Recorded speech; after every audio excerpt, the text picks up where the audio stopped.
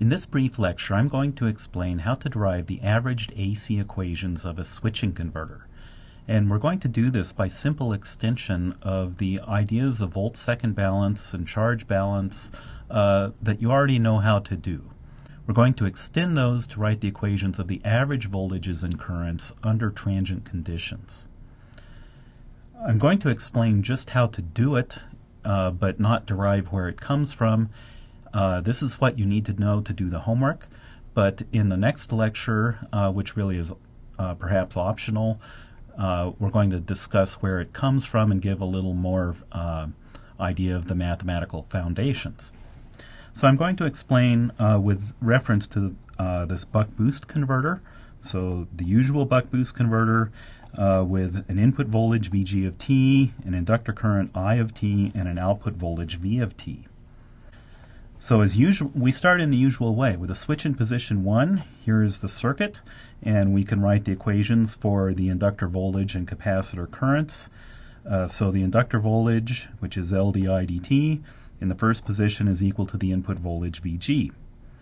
Likewise, the capacitor current, which is C dV dt, is equal to minus the load current during this first interval. At this point, what we previously did was to replace these quantities on the right-hand side of the equation with their DC components and make the small ripple approximation to ignore their ripples.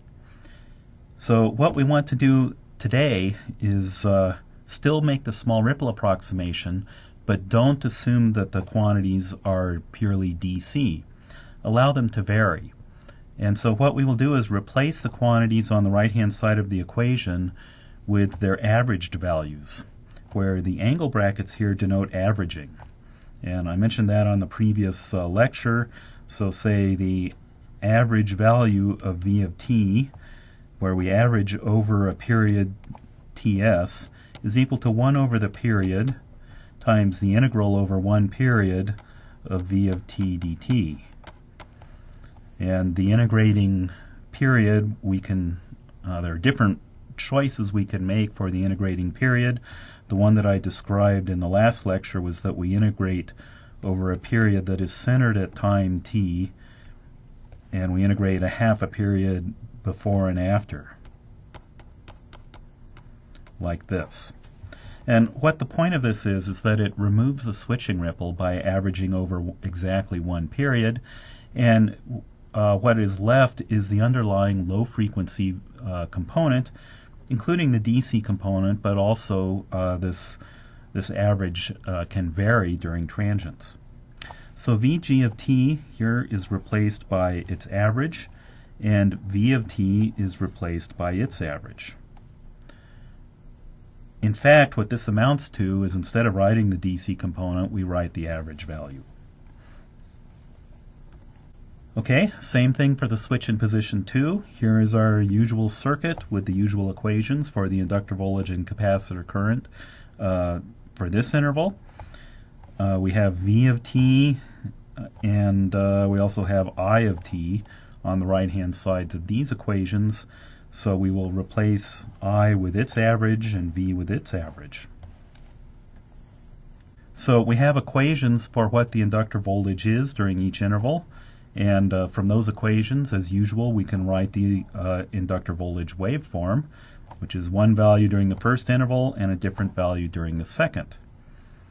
The solid dark line here is the actual waveform, including the ripples, and the dashed lines here have ignored the ripple, making the small ripple approximation.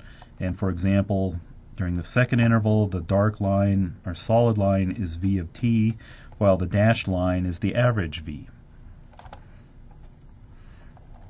So what we do now is we calculate the average inductor voltage. Previously, the average inductor voltage equaled 0 by volt-second balance, but now we're going to let the average inductor voltage equal L di dt, where here we're taking the derivative of the average inductor current with the ripple removed or ignored.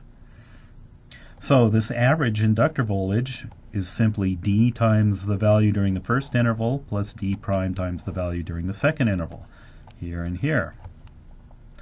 And we equate this then to L times the derivative of the average I, and this is our averaged equation that describes the inductor during transient as well as DC conditions. And what this shows is how the low frequency component of the inductor current with the ripple removed will vary over time. Okay, we can do the same thing for the capacitor. Here is the capacitor current waveform. The solid lines include the ripple, and the dashed lines employ the small ripple approximation.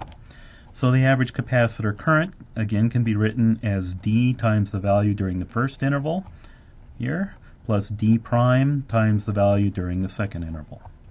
We collect terms and equate this to C times the derivative of the average V, and we get this equation that describes how the low frequency components of the capacitor voltage will change with time. Finally, we know that to complete the model of the converter, we may have to write an equation for the average input current, and in the DC case, we found the DC component of IG, the current coming out of VG, and so for the AC model, we will need to do the same thing. So we express IG during each interval and write the IG of T waveform, and we apply the small ripple approximation to it. So when the switch is in position 1, IG is equal to the inductor current, which we can write by ignoring the ripple in the inductor current and say IG is the average I during the first interval, and it's 0 during the second interval when the transistor's off. So the average IG then, here, which is the average or low frequency component of the switched waveform IG, that average is equal to D times the average I plus D prime times 0. So here's our equation that we get for the average inductor current. So to summarize, we can generalize the ideas of inductor volt-second balance and capacitor charge balance to write the equations of the averaged or low-frequency components of the waveforms without requiring that they're DC, but rather they can vary with time. We employ the small ripple approximation.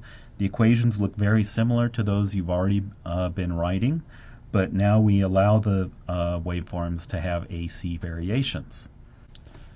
Okay, in the next lecture, which is optional, we're going to discuss some of the mathematical details and foundations behind averaging.